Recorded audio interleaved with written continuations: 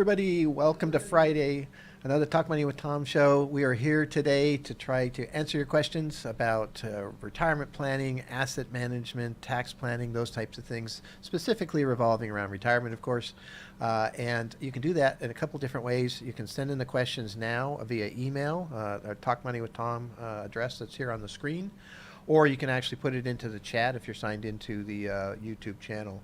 And we'll try to answer those live as they come up. You can send those questions in during the week via the email if you'd like, so we have a chance to look into it also. So we always have a lot of questions that come up in our strategy sessions with clients. We try to highlight those. We've got some of those today also. So the channel's here for you to use and to kind of continue your education. We feel that the more that you know about these subject matter, the better you'll do. It's easier to work with an advisor the more you know. It's even if you want to do it yourself, however it's happening as far as that goes. But and so you can subscribe, hit the bell button, and get up to date on what we're thinking about and get the new content as it comes out. Or you can just meet with us if you'd like. There's a book appointment button, looks just like that, that comes up on the top of our webpage. There's a link to the webpage, and you can go through to that and meet with Ethan and I for 30 minutes or what have you here in the office or on a phone or video, whatever works for you if you want to ask specific questions. So really looking forward to today's show. Already have some great questions in there, but feel free to send in anything else that you're thinking about, and we'll try to answer those on the show itself. So, okay, so I always like to start off the show with a conversation about kind of what was happening in the market today, or this week, sorry. I had looked at a chart, a 5-minute chart at this week. It looked like an EKG, and like a 100-point swing actually between 5,600 and 5,700. Just because there's a lot of things going on. There's good news that's happening. We had a decent, jobs report on private payroll, decent, report on housing. We've got, the Federal Reserve came out and said that, the economy's good as far as they're seeing it, but they want to wait and see what's going to happen. The dot plot, which is what comes out 4 times a year, each quarter. The last one was done in December. It's where all the Fed governors get to say, hey, this is where we think, the rates will be at the end of this year, at the end of next year, et cetera.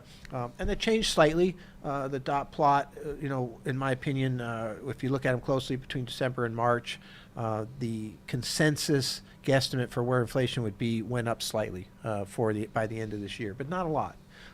The number of cuts is still expected at 2 cuts for this year, which is the same thing that we saw, in December. So that hasn't changed. The market did get to a point, and there's still more than 2 cuts. They're up to 4 cuts, expected. And so, all of that stuff has to be factored in, and kind of the volatility comes in. Of course, the tariffs, honestly, there was a little bit less tariff information this week than normal, but normal has been so crazy in terms of what's been happening. April 2nd is coming up, and that's the time frame that people will be focused on as far as that goes. And so I think one of the things that we have to kind of watch for here is, again, actually, let me go a little bit farther with the perspective. Let's take away the weekly summary things. There, a little hard to see this anyway, but this is going back to 1994. Mm-hmm.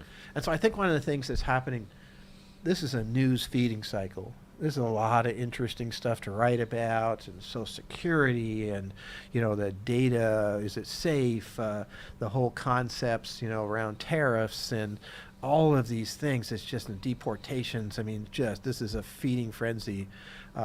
And I think it's being absorbed by, a lot of our clients, and some of us have been, some fear is coming into play there.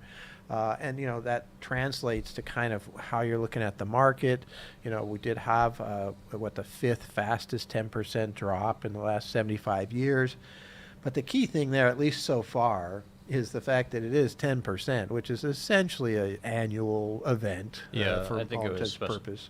I think 10% corrections happen every 1.2 years since 1980. Yeah, and so here's going back to 94. So if you look at that steep rise we had, that was really fun. From 95 to 2000, that's the best 5 years in the history of stock market.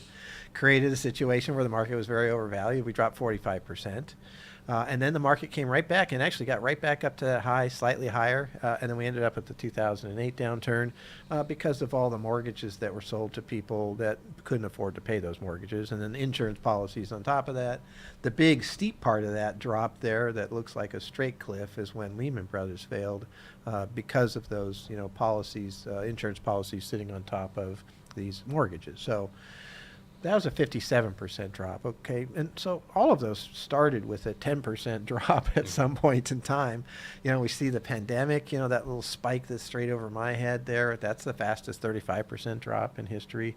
It's the same type of thing we're dealing with now. It's just like, what is this? And how does this really impact things? And, how does a tariff really impact the economy? We have some examples. We have 2018 where the stock market dropped 19.6%, but it came back pretty quickly.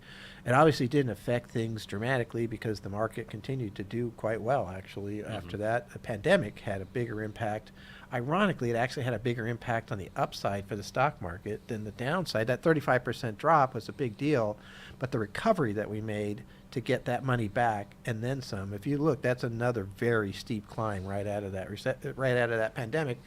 And again, that was because they forced so much money out, and probably too much. And so we end up with the next downturn that's just right over between us here, which was 2022. That was 28%. So these are real downturns. These are the big ones. These are the things that are happening.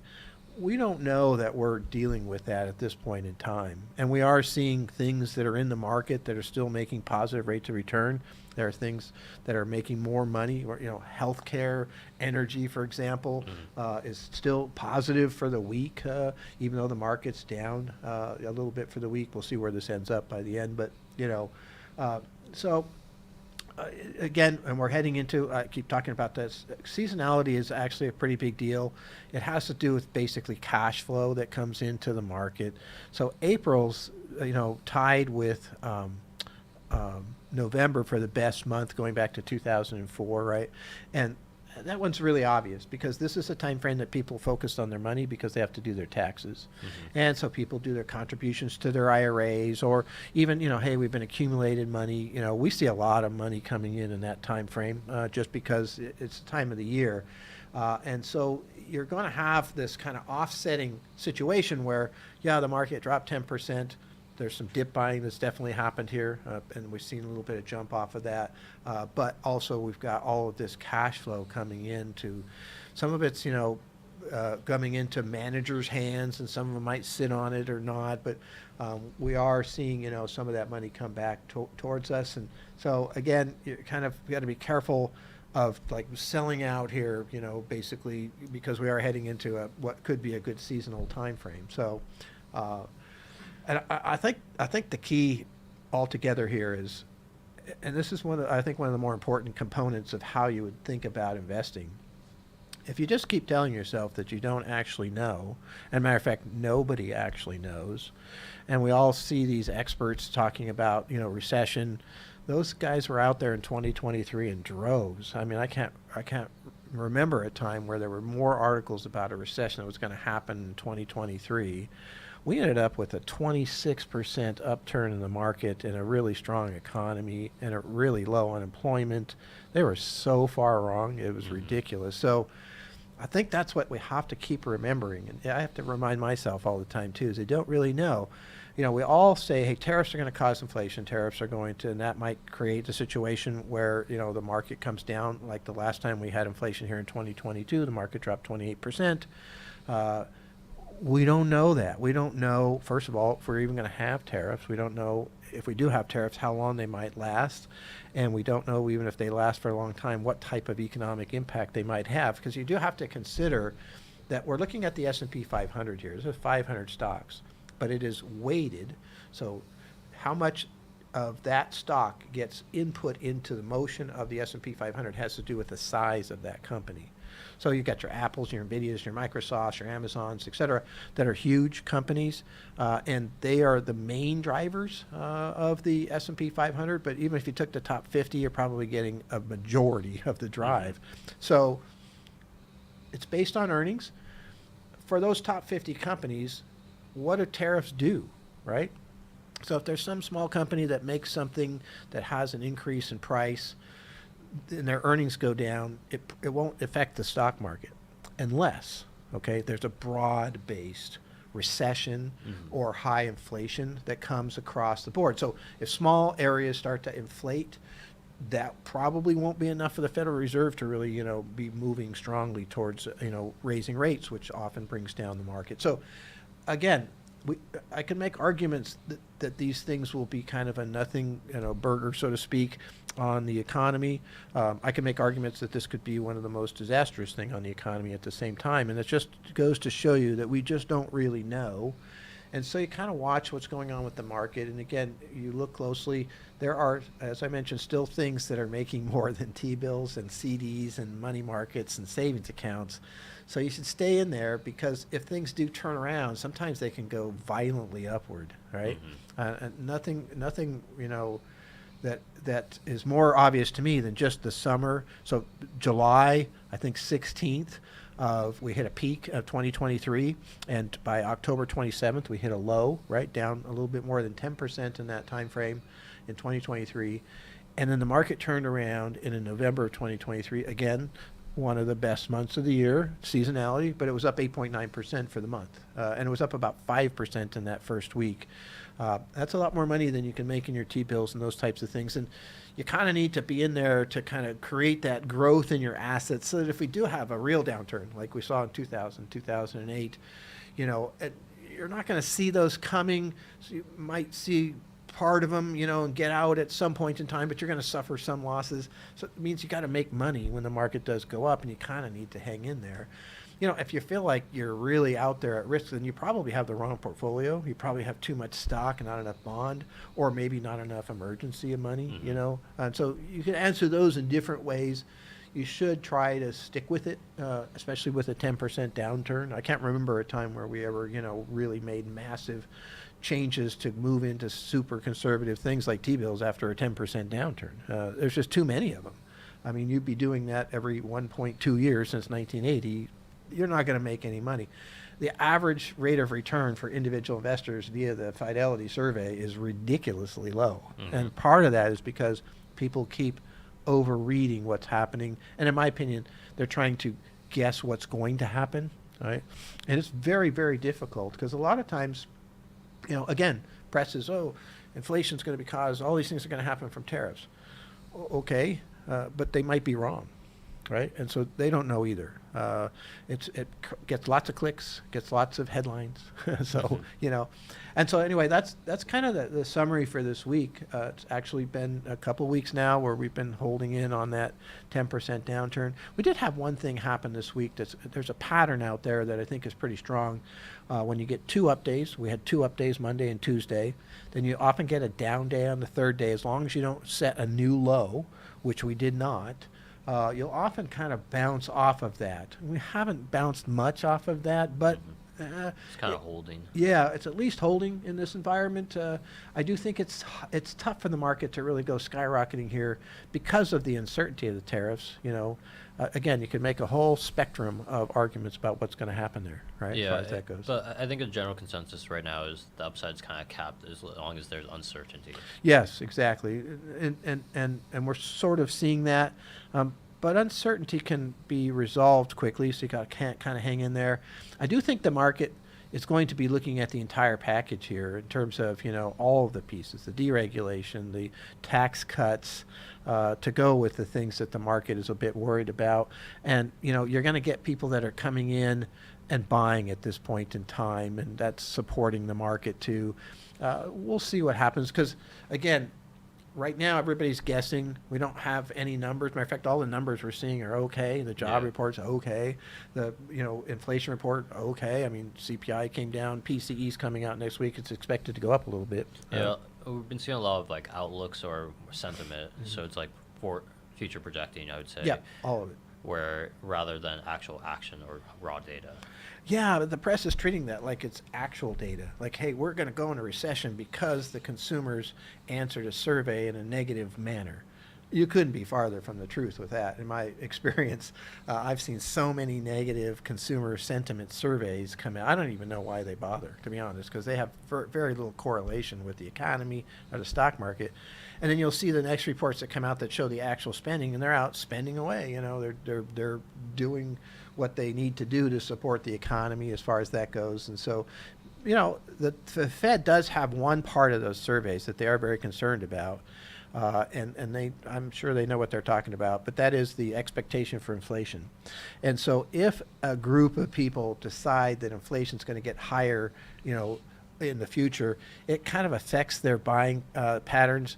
They'll tend to buy more now, which then could create shortages in some areas. And you could then kind of have a self-fulfilling prophecy, so to speak. And so we have had a big jump in expected inflation, mainly because of the news around tariffs and what might happen. And the Federal Reserve, of course, met this week, and we'll see the minutes. But the last time, you know, we saw the minutes from January, they were talking about the tariffs, and they have the same concerns that everybody else does. They don't know what they're really going to do.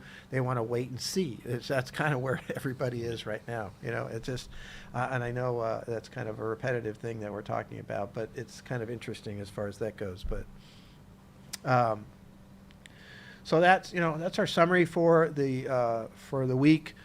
Glad that everybody was able to join us for that. And again, hang in there. So far, you know, we're okay, right? We're 10% off of an all-time high for a market that has been really, really great over a long time, over a lot of years, you know. And so, you know, think about how things might impact earnings. You can see where the earnings could be impacted for some of these big companies, but you're probably talking about a much more broad downturn, because a lot of these tariff things are going to be more company specific. So if automobile manufacturers start to struggle, they're not a big component of the S&P 500 per se, not like the Microsoft and Amazons and those types of things.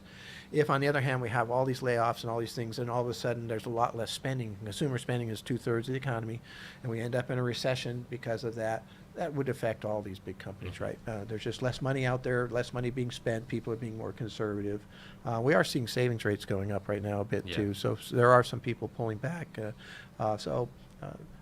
We had a great economy. It gives us room to have some hiccups here, and we have not gotten past the momentum that we already had built up. We still have that momentum. That could change, but at least we had it. And that was one of my points at the beginning of this whole thing.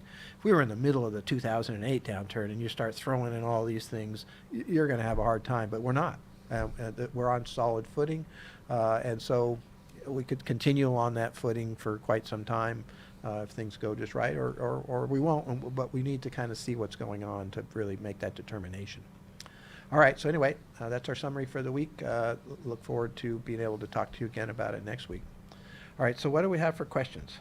So what would you be looking for as a buying signal? I want to buy into this dip.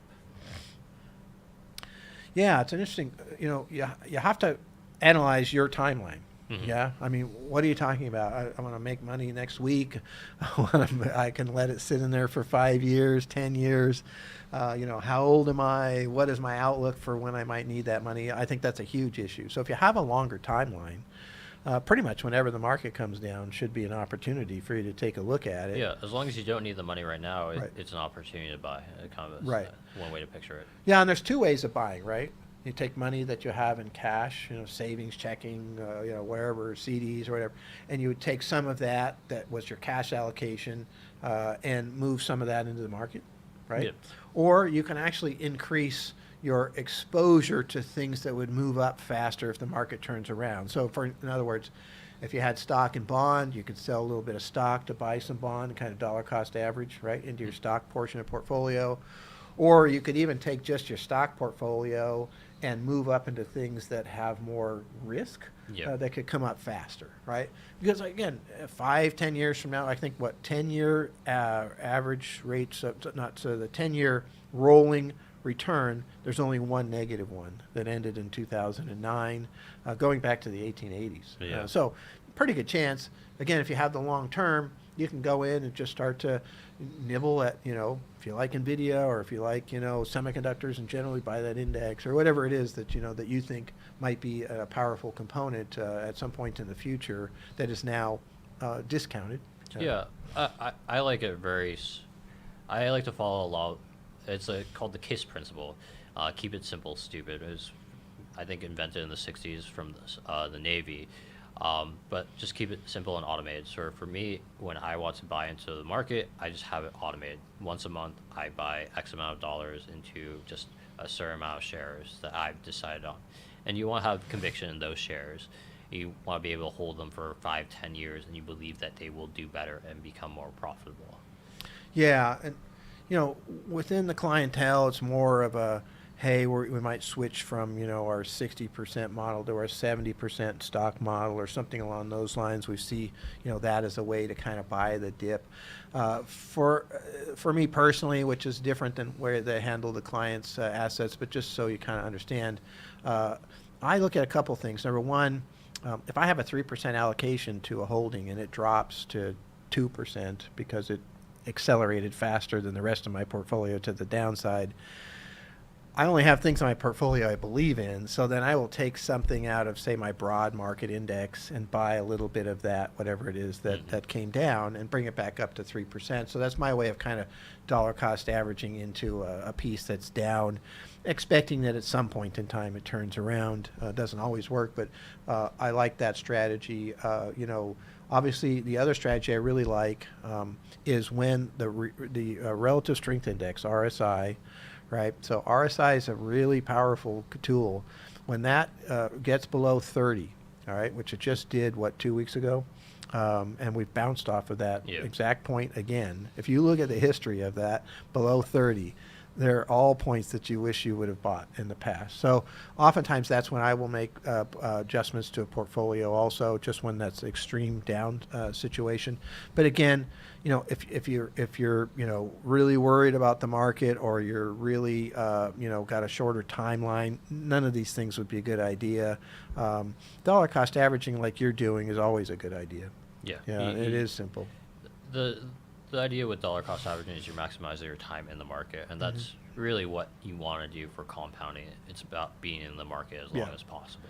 Yeah, and I think one of the greatest wealth generators ever that I've seen is the 401k, and essentially one of the things that it has really powerful component is that dollar cost averaging. So every paycheck, if you've got money coming out and going into your 401k, because as an overall vehicle, 401ks, like sometimes there's limited, choices for investments, which I don't like.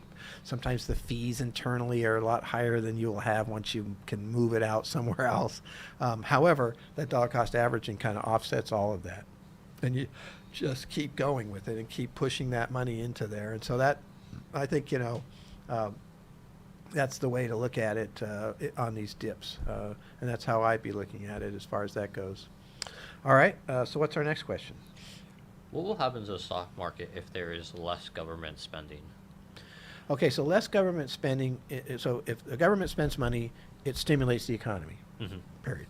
That Scott Bessent, who's the Treasury Secretary, who's also a hedge fund manager, talked about how it's basically, like a sugar high. And so, if you want to increase the economy, the government can continue to push money out and spend it on hiring and programs and flood the zone with money, which is now what we do when things fall apart. But they continue to do it all the time. And so they're working on right now pulling that back, right? And he called it a detox period, where, you've got this situation where you're going to have less employees, and even more so, less money coming out for different programs, even ones that don't have employees per se. And so that is a contraction to the economy, correct? Now, it depends on what you do with that. What's the government do with that money that's being saved? So because we're in a deficit, they could just use it to reduce the deficit, right? If they just use it to reduce the deficit, then it's a contraction to the economy. So that's like what happened with Greece, what they call the austerity program, right? Greece got so heavy with their debt, they had to start paying it down. And of course, that just sucks that money out of the economy. Yeah, right. if you had given tax cuts where people Right. spend less money into the government, that can stimulate the economy in the sense that now people have extra money to spend and that goes into the economy. Yeah, you cut $100 billion worth of money out of the budget for the federal government, and you put $100 billion into tax cuts. It's the same money. It won't actually. The economy shouldn't change at all. However, there's almost always a gap between those happening, and so that's one of the things that we kind of are in right now, where hey, we can go off and cut down the size of the government really quick, some of which does need congressional approval. Apparently, this is news to some people, but there, in the end, some of it doesn't need congressional approval, and so they can move quite quickly on cutting down the size of the government, which is a drag on the economy, and it takes a lot more time sometimes to get these tax cuts into place, right? So, again, it depends on what they do with the money and how that money is funneled out. That is saved. Again, if it just goes to reducing the deficit, long term, that's not a bad thing, but it will be contractual, will contract the economy. Is it enough to create a recession? I don't know. It's a pretty big world. There's a lot of people working outside the government, and there's a lot of money being spent from companies and capital and individuals that really dwarfs what the government is doing. And so, it might have really an impact, but not one that you would even really notice. And it might not be one that the stock market really notices or even cares about in the end. And so, how does it impact the stock market? It has to have a much bigger impact on the economy as a total, right? And so, we did this before. They went through and downsized the government during the Clinton administration. We ended up with a surplus. I think that was the last time we had a surplus. Yeah, and it was some of the best stock years. Well, 95 to 2000, best 5 years in the history of the stock market. So, again, I wouldn't worry too much about it until we kind of are able to see what the real impact is. The news is going to make the impact seem scary because that's their job. They want you to buy it, click on it. But doesn't always work to be a big problem for the market. Mm-hmm. Could be, but it's a good question. So, do I need my identity verified for Social Security benefits? Yeah, this is coming up in our client review and strategy session appointments because it's out there, right? I mean, they're talking about having to.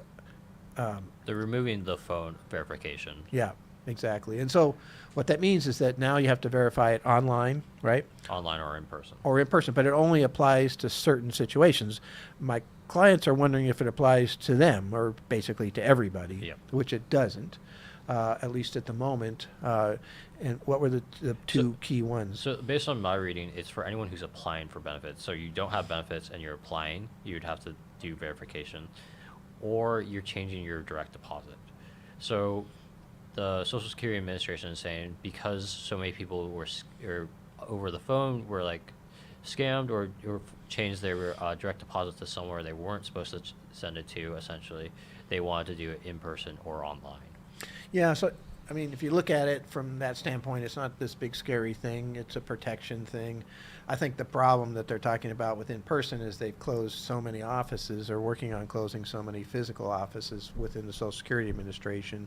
So it's going to make it harder to go in person. Yeah, and I think it'll disproportionately affect older, benefit holders who are not as well trained on online. I think a lot of new benefit holders are okay and savvy enough that they could verify their identity, because I assume it would be a very similar to like a DocuSign verification where they ask you a few security questions that they have, and then you're able to verify your identity. Right. And this, again, would only apply if you were changing banks and wanted to direct deposit or changing accounts and wanted to change where your direct deposit is. So, I mean, you can kind of avoid that by even if you change banks, maybe you keep that one account open for Social Security deposits, so you don't have to deal with it. But I don't think it's probably going to be that onerous. It could be somewhat onerous to go in person, especially if they've closed down, I think you were telling me today it was like 47 offices. Yeah, and they're saying that these are smaller and more remote areas of the country, so maybe they just don't have the population that they need an office. But hopefully people don't have to drive too far if they need to actually do that. Yeah. So And then one positive that Right. came out of this is that they said they're speeding up how they process direct deposit. So Oh. before with direct deposit, they had a 30-day hold. They're Wow. shortening that hold down. So there's also a positive for this change. Okay, good. Yeah, so anyway, it might not apply to you if you're not a new, Social Security recipient, or you're not changing your direct deposit. You don't have to go. This is not a blanket order that everybody that's out there has to identify themselves. I would be wildly surprised to see that spread to other groups, just because they are trying to, but they're trying to eliminate fraud, and there probably are some people out there. We've heard stories over the years of people continuing to get their mom's check or their husband's check who's passed away. So if you make everybody identify themselves, you're probably going to find some of those people. Yeah. Now that would be a massive, massive undertaking to find those few stories, likely. So I don't know that they'll do it, but anyway, we'll keep you up to date on what we're hearing about this, because it is a good question and it's coming up, and people are very, very concerned about their Social Security, and they do all these different surveys, and people really need the Social Security, right? And Easton sent me a little write-up, really interesting. Social Security's been around for 90 years now, Yeah. right? As sort of and via the surveys over and over, the number one answer by far of how to make Social Security work better is to raise more revenue, right? So that means people are actually willing to pay more Social Security tax to make it work. But I think the easier low-hanging fruit is to increase the cap, right? Yeah. So that people that are making more and more money would pay more and more into Social Security for everybody. The cap's at 176,000. So if you make $300,000, the first 176 you pay Social Security tax on, and the rest you don't. Yeah, right? one of the most popular proposals is basically anyone who makes more than $400,000, anything above that 400,000 would be taxable for Social Security, and there'd be no cap. But your benefits wouldn't increase too. That's right. You're just paying more for the same thing. But, and that's not fair, obviously. But it is a really important program nationally. And so, we all are in this together, so to speak. I think the problem with that whole portion is that there is not a big appetite within the current administration for increasing the cap. So, it would be nice to see them come up with some solutions for Social Security, because here we are, it's 2025. We presented last week, the Social Security 10 years. Administration 2034, right? And so it'd be nice within this 4-year period if we could solve Social Security, at least for, a foreseeable future, by making some of these changes. So they've talked about something they want to work on. I hope they do it. All right. So, all right. So what do we have for our next question? So I was planning to retire this year, but with the volatile market, is it better just to push back my retirement a year? Yeah. Theoretically, when you retire and the market falls apart, like if you retired in October of 2007, by March of 2009, the S&P 500 was down 57%. And, you're still withdrawing money to live off of, theoretically, for most people anyway, out of your accounts that you've saved up that are now worth less than they were. And so it makes a bigger impact. If I'm taking out $1,000 a month and the account's way up here, that's a much smaller impact than when the account's way down here and I still need the $1,000 a month. So basically what's happening is that withdrawal becomes a bigger percentage of the account, and it can be harder for it to recover. And so, however, there's a couple of things that I would say. Yeah, we have some volatility, but right now we're just talking, if you're talking now, right, which I'm assuming you are, where does that lead? Are we going to drop 57%? Are we going to come back? Are we going to go sideways? We don't know, right? So that's the first thing. You actually don't know if this is a good or bad time to retire. Yeah, and that's why we always recommend having a plan, because in a plan you could check what would happen if you had another 2008 with your investments, and then you could say, hey, it still works. And right. then also, or it doesn't, right? I mean, that's the answer right there. I mean, you run your Monte Carlo simulation under what they call bad timing. Assume that you're at the top of the 2008, for example, when you retire. What happens? How did that model out, right? And so, for some people that are on a weak financial footing, it could have a more dramatic impact. For a lot of people, it might not, and still works. So at least test it, and see what would happen going forward. And that's where the planning is so critical. It's amazing to me that not everybody on the planet doesn't have some sort of plan to be able to test out some of these concepts. Yeah, and then one of those things is if you're flexible with your spending, you can have a lot more control with your retirement. You Yeah, can retire that's right. slightly earlier if you're willing to be like, hey, market's down, I'm going to reduce how I spend or pull from my assets. Yeah, and I remember 2008 very clearly, because all of our clients in my household, we all spent less.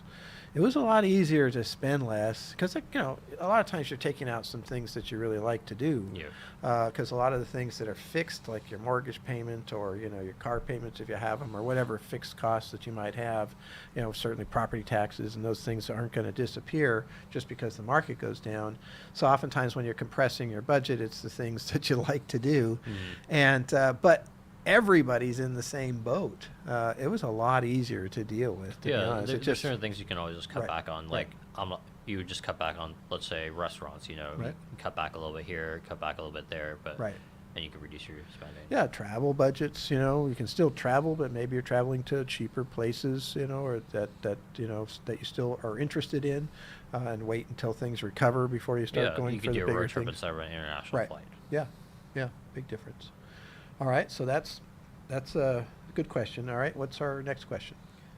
What are defensive investments and what make them defensive?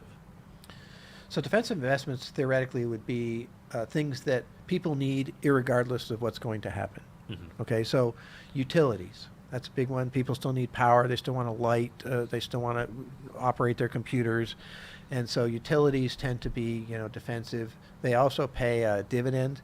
So dividend paying stocks in general are defensive because if you're getting a 5% dividend, the stock could drop 5% over the course of a year, and you're still at break even, right? I mean, between those two. So that's another, just generically, dividend paying stocks are considered defensive for that purpose, just because there's some room to drop. I would be a little careful with getting really carried away with that because I have seen that a few times. Because dividends paying stocks are also very sensitive to inflation. And so they can get hammered to the downside on the value. And if you're getting a 5% dividend and you lose 15% on the stock just because interest rates are going up when you could have been in something else that maybe wouldn't lose as much, that doesn't work out very well. So you have to be a little careful with, overweighting that. But people still need cereal and toilet paper. Yeah, and some consumer staples. Consumer staples are still a big one that sticks out. Energy's a weird one. It can be defensive, but it also, look at 2020. Yeah. It went to zero, basically. Or it went negative. Yeah, well, it went negative. So I don't use that. Besides that, it's kind of volatile. Usually with defensive things, you're looking for things that are less volatile. Another one that jumps to mind is healthcare, right? Pandemic, it didn't work. That was pretty unique because you couldn't go in. You couldn't do those different surgeries. But in this, in the normal world that we're back to now, at least somewhat normal, if there is a normal anymore, I don't know. But anyway, you would be looking at the, still, if you have a heart attack, you're still going to go to the emergency room, that kind of stuff. And that's still, an ongoing revenue that's being spent on an area that doesn't really change depending on the economy. So, you have choices, exotic travel destinations or cars and those types of things. So when the economy really gets, hit, those are called, those are the economically sensitive areas, right? Right. So your luxury brands and all that kind of stuff are tend to get hit badly. Well, it kind of depends. It's kind of weird because you got this bifurcation now within the world here where the wealthy, they don't care. I mean, they can't get hit, really. I mean, or it takes a lot more for them to get hit, and they continue to spend. If you're a billionaire, and I know there's not that many of them, but if you've got a lot of cash flow coming in, sometimes actually recessions are opportunities. Those luxury goods probably get a little cheaper, and you might buy some more. But it's an interesting area. I would definitely focus on those things that people will still need, irregardless of what happens with the economy. The problem is what you're doing is you are trying to guess that where this economy and stock market is going. And that's the problem with the defensive look at it to a certain degree, especially for a long term. So you got to keep that on a leash, because all of those things that we just mentioned will underperform the stock market when it starts to recover. And it could start to recover tomorrow. Could be a year from now, whatever it is, because those defensive things are what they call lower standard deviation, and so they will underperform in term. They'll go up, all right, but they might go up 5 when the market's up 15, and you really want that recovery to come on the 15, especially if you've had some loss as far as that goes. So, if you're going to do defensive, it should be a slice of the portfolio, 25% or kind of at a high end, and the rest should still be in the market for the most part, until things really do start to generate to the downside. We're down 10%. This is not a time to get crazy with defensive stocks either, in my opinion, right? And we've already seen that even this week. The S&P 500 has outperformed consumer staples this week, right? And so, hey, that's kind of how it goes. And anyway, so that's how it works. All right. Well, I think we're going to wrap it up here. And I want to thank everybody so much for coming and watching the show today. Again, feel free to send in any of your questions during the week here at Ask Tom, talkmoneywithtom.com. Look forward to being able to, answer those on the next show. We'll be here next Friday. And of course, you can look at the channel.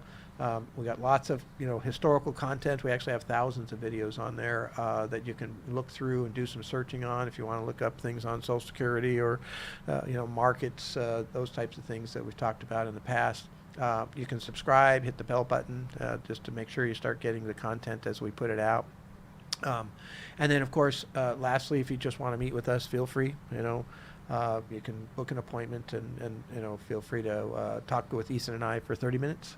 You choose how we do it: phone, in person, video, whatever works for you as far as that goes. So, thank you very much for joining us today. Really looking forward to being able to see you again next week.